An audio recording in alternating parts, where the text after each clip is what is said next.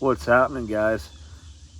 It's a good, nice, hot and steamy Tuesday morning in Pennsylvania, and we have here today a 1950, 51, and 52 Magic Chef.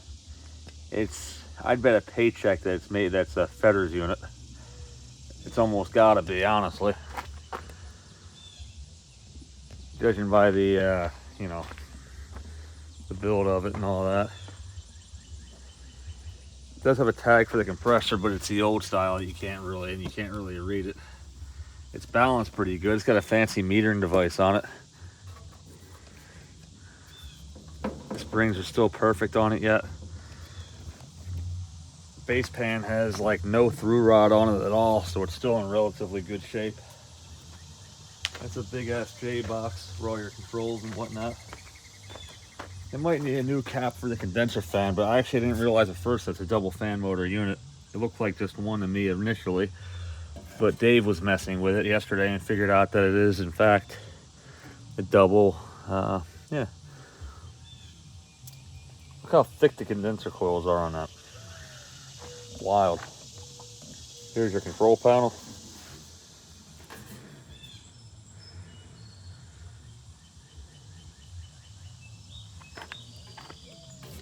To the serial number, folk.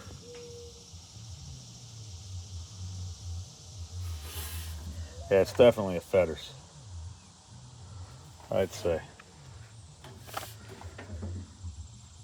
So the evaporator coils are on both sides. Goes in through this filter right here.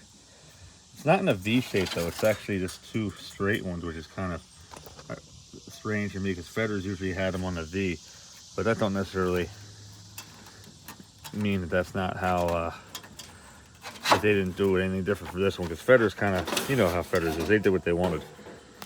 No one's gonna tell them nothing. So it's a pretty big one. It's R12 unit. 3/4 horse compressor. It's probably a solid 10,000 BTUs, I'd say. The weather wheel doesn't seem to do nothing on this one, which is kind of interesting. It looks like it kind of does the the pitch is a little bit different. Okay. Nifty. Now it is going to rattle a little bit, but it does work. The source of the rattling, I'm not 100% sure on it yet. The only thing I did notice is that the metal on it is all, it's not very tight. It's almost like it was taken apart at one point, but that's okay. Nothing that I can't fix. But yeah, we're gonna hear it go over by the compressor.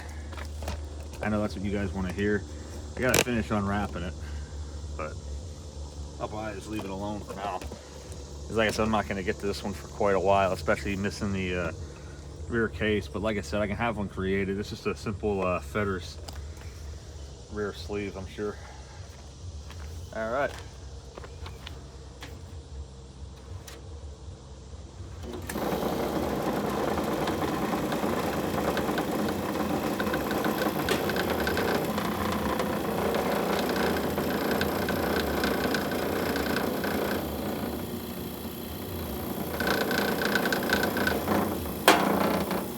If you have it mounted straight, it works fine.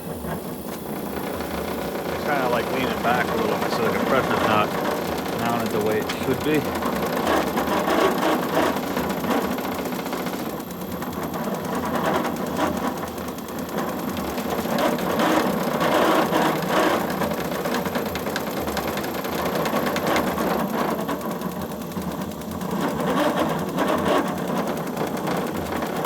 That's the condenser fan. Probably needs some oil.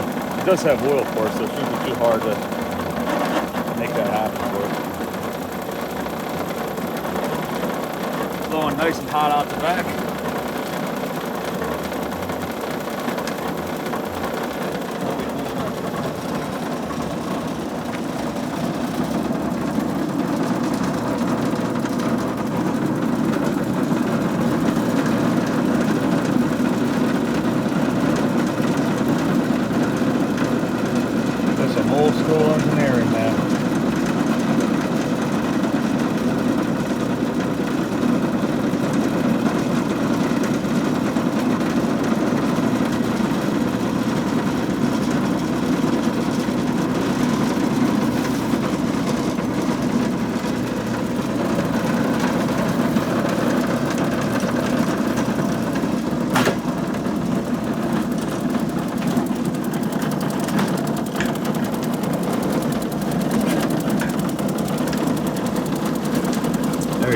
the damper.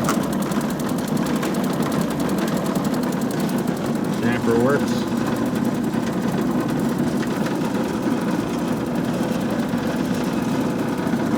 This obviously, the cord obviously runs through the bottom. I just have it up here for now, so it works. The filters are both pretty clean. Just to take a look at the air from it.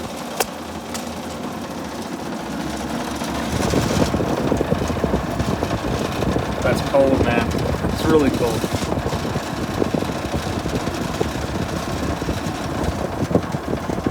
He's still got our charge in her.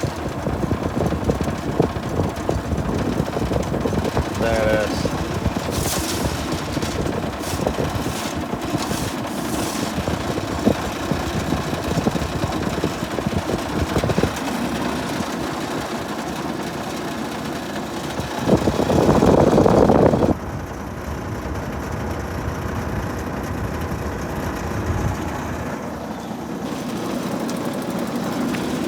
Pick that up a little bit, get the weight off.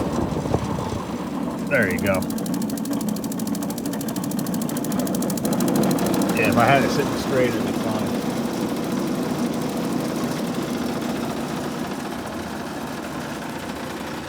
Let me demo that for you quick, that way you can see what I mean. With the B series compressor, your mounting is critical. So if I go up like this, and I'll show you.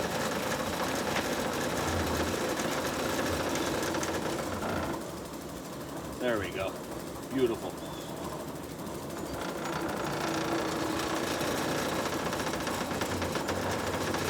So that's why it's rattled, because it's not flush. As you see, your compressor is that heavy, the springs aren't sitting the way they should be. But yeah, tell me this thing ain't badass. I don't know if this is by design or just by the way it's sitting, but the weather wheel seems to move by itself. So I'd say it's definitely Fetters built. But yeah, this is a 1950 to 1952 Magic Shaft by Fetters. I'll show this again, obviously, down the road when it's cleaned up, but for now, it's about as far as I can get with it. Thanks for watching, guys. Peace out, and catch you next time.